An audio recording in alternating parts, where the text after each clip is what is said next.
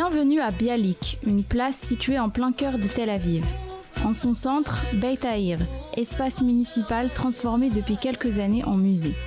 Depuis le mois de juin, le lieu fait honneur à un quartier qui, depuis plus de 100 ans, ne cesse d'influencer la culture israélienne, Kerem HaTemanim.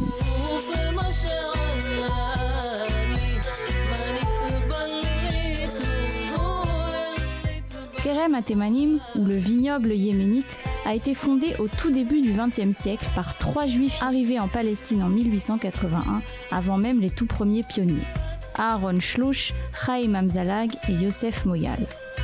Construit essentiellement avec des blocs de ciment, le quartier du Kerem a été conçu très simplement. Les maisons, toutes de petite taille, ne comportent aucune caractéristique architecturale particulière. Elles répondaient alors à un seul et unique besoin, celui d'avoir un abri. Les Juifs yéménites ont dès leur arrivée été dans le besoin. On leur a confisqué tous leurs biens qui ont été conservés dans des hangars à Jaffa, puis on les a informés que ces mêmes hangars ont soudainement brûlé et qu'il ne leur reste donc plus rien. Mais ils ont continué à vivre malgré ce manque matériel. Pourtant, si en apparence la pauvreté prévaut, ces quelques ruelles étroites et sinueuses vont s'avérer être d'une richesse culturelle considérable pour la société israélienne.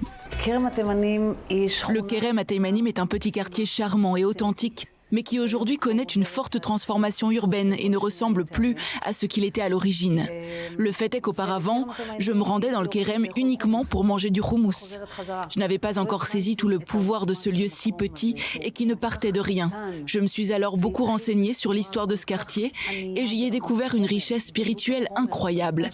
Et c'est là que j'ai décidé d'en faire une exposition. Être dans le Kerem, c'est être comme dans un film. J'étais complètement transportée. Chaque personnage du Kerem est un monde à lui tout seul. Emek HaPrachim. Ce n'est pas un hasard si l'exposition a choisi de se nommer ainsi. Signifiant la vallée des fleurs, ce nom vient d'un des titres emblématiques de la chanteuse d'origine yéménite Ahuva Ozeri, née dans le Kerem et considérée comme une des pionnières de la musique mizrahi en Israël.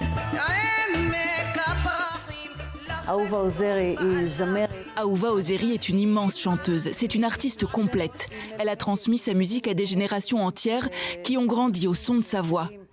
Emek HaPrachim, la vallée des fleurs que je cueillerai par milliers et mettrai des roses rouges sur tes cheveux. On suppose que cette chanson a été écrite pour une femme. Pour moi, c'était important de lui rendre hommage dès l'entrée de l'exposition et de lui donner le temps d'un instant d'honneur d'être une mariée, ce qu'elle n'a malheureusement pas pu être de son vivant. Une mariée yéménite avec ses parures de bijoux et tous ses ornements.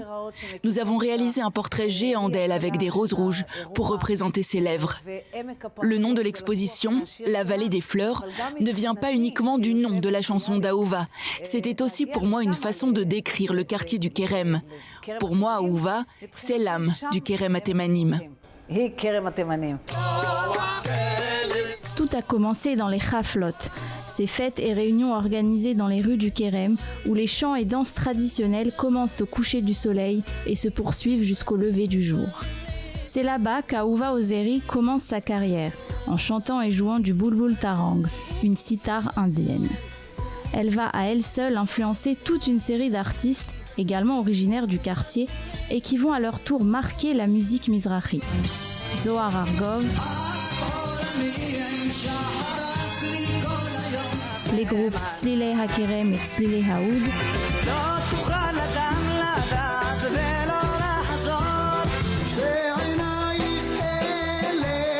Yehuda Keisar, Daklon et bien d'autres. Énormément d'artistes israéliens sont originaires du Kerem HaTemanim. Ces artistes sont le fondement même de la musique mizrahi en Israël. Cette musique qui a pris ses sources dans tout un petit quartier et qui a réussi à rentrer entièrement dans la culture israélienne et à s'installer durablement. Le Kerem, c'est aussi la naissance des Ptilia, ces restaurants à la cuisine authentique devenus des institutions et où les plats sont mijotés à l'aide de réchauds à mèche. Un peu plus loin dans le Kerem, derrière les rideaux de fer des boucheries et boutiques avoisinantes, une autre réalité se joue. À la fin des années 60, des gangs criminels voient le jour. Des gangs qui vont constituer le premier réseau de crime organisé en Israël.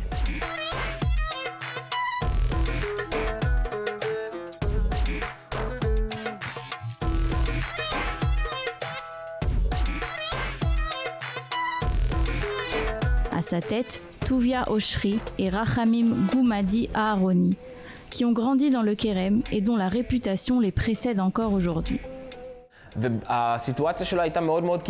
L'histoire de Tuvia Oshri est assez extrême. Un jour, dans un excès de vengeance, ses ennemis l'ont traîné de force en pleine nuit sur une plage et lui ont demandé de creuser sa propre tombe dans le sable. Ils l'ont ensuite jeté dedans et lui ont uriné dessus. C'était la pire façon de l'humilier. En réaction, Tuvia les a assassinés et a découpé leurs membres. Nous parlons ici d'actes d'une extrême violence que nous ne voyons plus de nos jours. Le crime organisé du Kérem Ateimanim était très particulier. Tout d'abord parce qu'il s'agit de la première organisation de crime en Israël. Puis parce qu'il s'agit d'une organisation aux valeurs complètement différentes de ce que l'on voit aujourd'hui dans le crime organisé.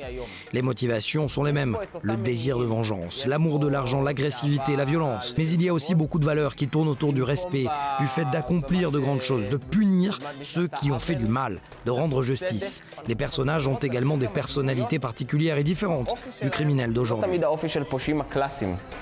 De ces histoires hors du commun, Or Matza et Alexa Lerner en ont fait une série audio intitulée La Ruche, en utilisant une technologie sonore unique au monde et en recueillant des témoignages inédits de cette époque.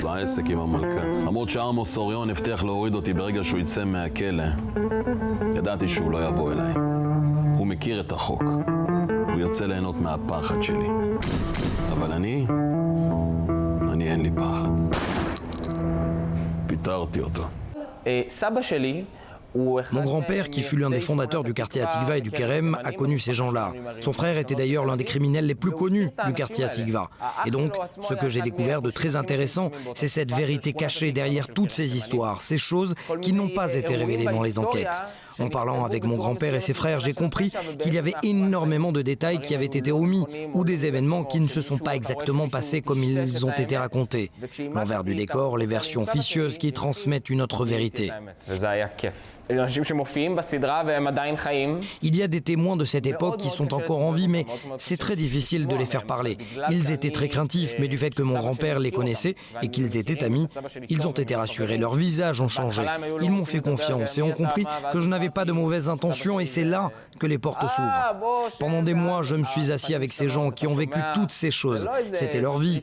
On n'est pas dans un film de Tarantino, on est face à des gens qui sont là, avec nous, et dont la vie fait partie des nombreuses histoires d'Israël.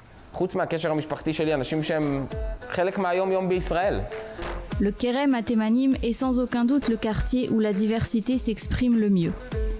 Aujourd'hui, malgré les nombreux changements et la gentrification auxquels le quartier fait face, Kérem Ateimanim conserve sa dose d'authenticité et continue de servir à la culture israélienne un bouillon de culture inestimable.